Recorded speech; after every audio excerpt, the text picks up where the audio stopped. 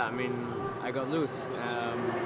It was a really late wiggle, in my opinion. You know, like once I was in the corner and the car did that, it really caught me off guard because of it.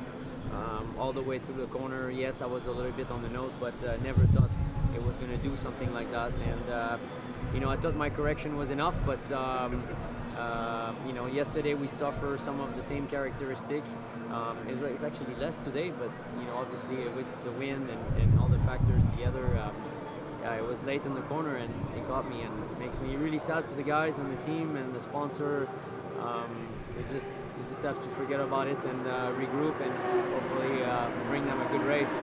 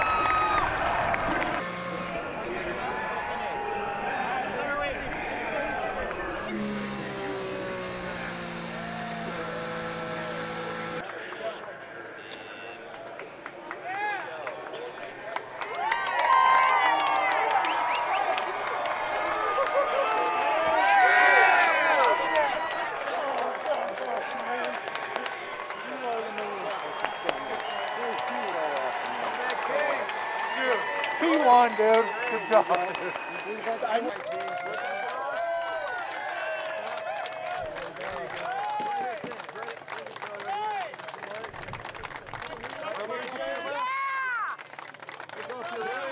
All the way over here. There you go. And then James, hang on. Let's see him get in there. Hey, Rick!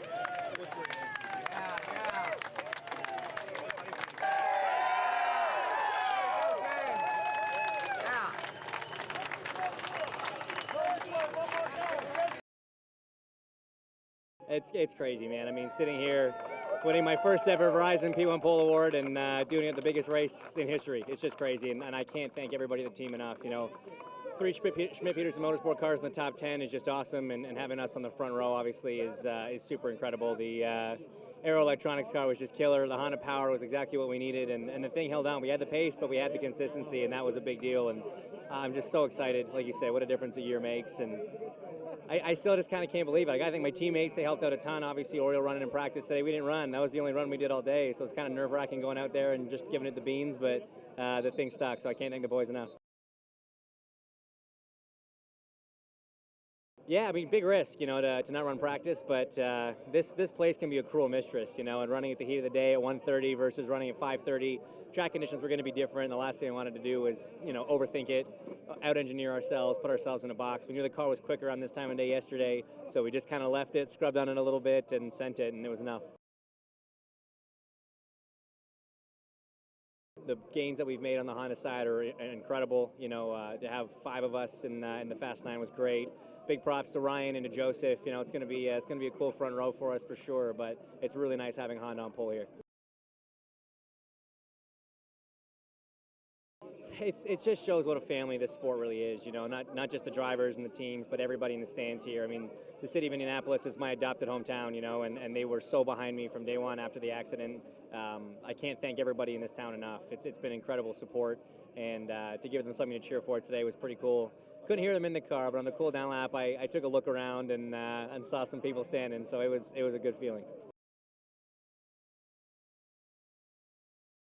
Yeah, I mean, obviously 500 miles is a different deal than 10. You know, you kind of hold your breath for the 10 miles that we do here in qualifying, and for the 500, you gotta breathe, you gotta be patient, gotta know when to push, gotta know when to hold back, and I think we got a decent race car, you know, but luckily we still have Monday and carb day to tune on it a little bit more. There's a lot of fast cars in this field, man. I mean, obviously we had awesome pace over 4 laps, but there's a lot of cars that are running well in race trim and in traffic. So we'll keep tuning away at it, but we got the best seat in the house for the start of the biggest race in history, so there's no complaints right now.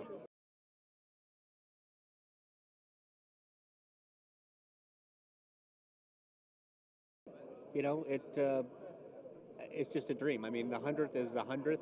Anything here is special, but we had a great day today. You know, driving the Corvette earlier, and then to have this happen this afternoon is just total dream come true. It takes a hell of a lot of heart, you know. I've been through some pretty scary things in my life too, and I was there with him last year when that happened for like the first 24 hours, and he was not doing very well, you know. And so, but the second word out of his mouth is, when can we race again? And so I knew he'd be back, and he's come back in great shape. He's probably 10 pounds lighter than he was last year, and speaking of heart, I mean, the guys too. I mean, the guys rallied big time, and you know, we've got a fantastic team, and I think he felt the pressure from the team as much as anybody else. We wanted this really badly, but he, you know, came back from last year, that is true stuff movies are made of, you know. So I hope they make one.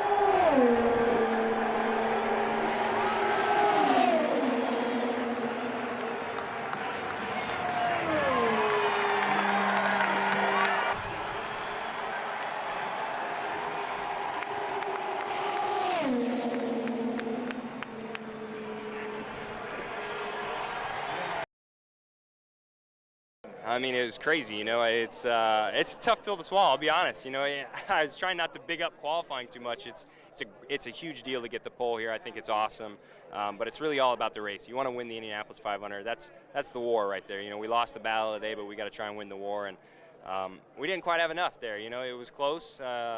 We've had a fast car all week, 21 car, preferred freezer. It's been awesome with this ECR team, and you know, I can't take anything away from James. He's just an awesome driver. He's got an awesome team. They deserve everything they did today, and you know, they're tough competitors to beat. So just happy to be here and have the opportunity, and you know, we're gonna try and beat them on Sunday. That's what we got to focus on now.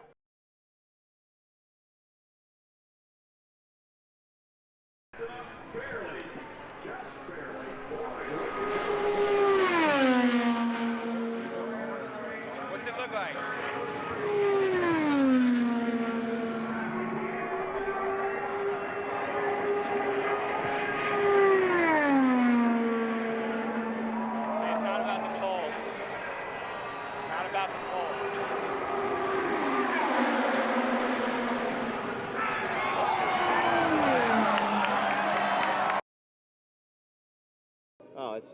It's a great feeling, absolutely.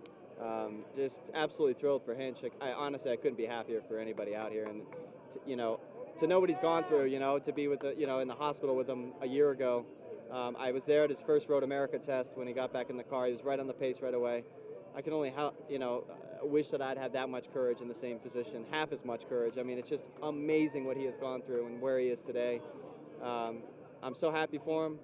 And you know, hopefully he goes just one worse in the Indy 500. That's all I can hope for, and that we're up front. But he's done an amazing job. Very very deserving Indy 500 pole winner. I mean, the race means everything to me. I mean, this is it. This is why we do what we do. Keeps me up at night. Makes I think my heart rate the whole month is 20 beats per minute more than it ever is all year. So that's the magic of this place. So, you know, every day here is a gift.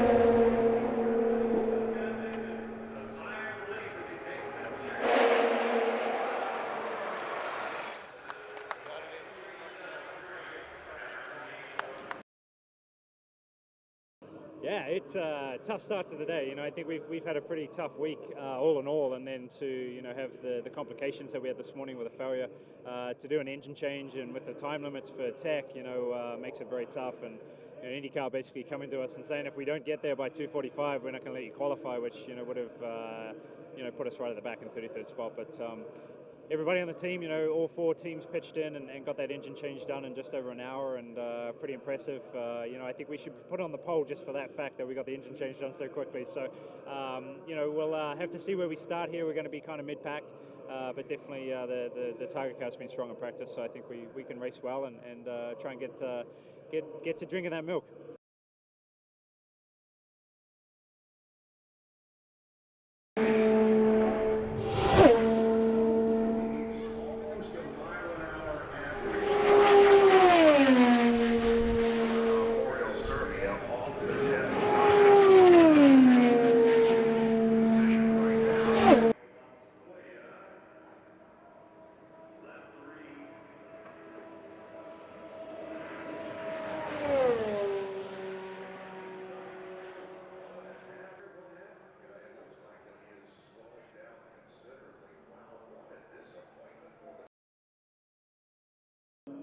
Yeah, I mean, I'm surprised, you know, the spotter, I don't know, whoever is spotting in turn 3 is probably not paying attention. Should put his Verizon phone down for a little bit or something, because the bag was there. Yeah, I mean, in the outlap, I saw it on the grass, and I thought, ooh, that's odd.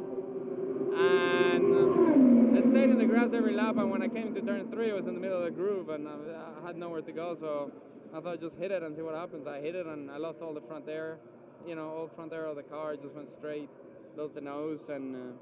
So you had no downforce in that car when you hit that bag? No, I loses all the front, like breaking the front wing, and the car just went straight, and, you know, got on the brakes trying not to hit the wall, and, you know, lucky enough we got another run, but, you know, they didn't let us check the car, you know, I mean, the visual inspection, but I think the wing, some mount or something bent with, you know, with the force of the bag, and went out again, and the aero balance was really low.